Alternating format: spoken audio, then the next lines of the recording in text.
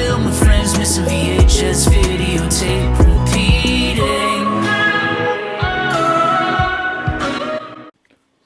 Welcome back, everybody. Today we're looking at The Fifth Element from 1997, directed by Luc Besson, Bruce Willis, Mila Jovovich, Gary Oldman. This is the widescreen presentation.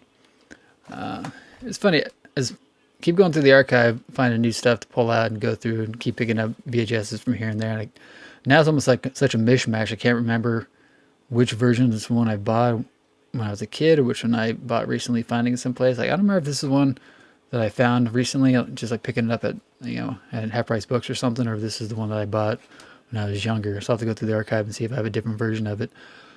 Huge fan of this movie. I think this movie still holds up. It's still just a fantastic, fantastic movie. I was a big fan of The Professional, the film that Luc Besson did right before this one in 1994 with Jean Reno and Natalie Portman.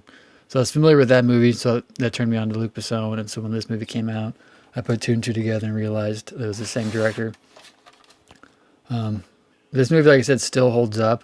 I think it's such a great mixture of practical visual effects, because there's a lot of models that they used, and then along with the actual CGI that they used as well. Go. It's one of Bruce Willis's better films of the mid-90s. Mila Jovovich is great in it. Gary Oldman, as always, just chews up the scenery. Of course, he worked with Luc Besson before on The Professional, one of his first real big, I think, parts that got everybody to notice him, not counting like Immortal Beloved or anything. I remember I saw this in theater down at what used to be a Dickinson Theater here in Kansas City or Lenexa area down the street. The first movie theater I worked at. This is about 5-6 months or the summer before I worked at the theater, though. But I remember seeing this in auditorium number 9 with a group of my friends. We all rode our bikes down there and watched it.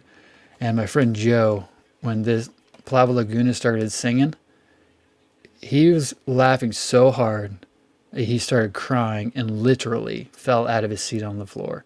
Like, no exaggeration, not speaking hyperbolically, he literally was crying, laughing so hard, and fell onto the floor. Another thing I remember is drinking my drink and eventually wondering why my root beer started tasting like hot tamales. It's because my friend stuck some hot tamales in my root beer. Anyway, I think this movie is fantastic. Visually, the editing is amazing. Chris Tucker, of course, kills it. Tiny Zeus Lister kills it. Everybody in this movie is fantastic. I mean, it's so 90s, but it's still, I think, just so great. This is one that I had the pleasure of showing on 35mm back in, I want to say, maybe 2014. I did a reel-to-reel film presentation of it for our late show at one of my theaters that I ran, projection for. Obviously, Lulu Dallas Multipass is like one of the most quoted lines from this movie, which is so random, so funny.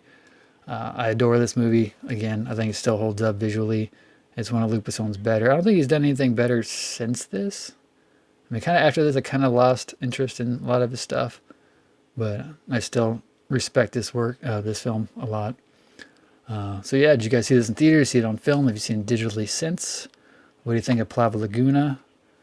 Chris Tucker is just amazing in it. So yeah, like, comment, share, subscribe. Tell me your stories about this movie, and I'll see you guys next time. Peace.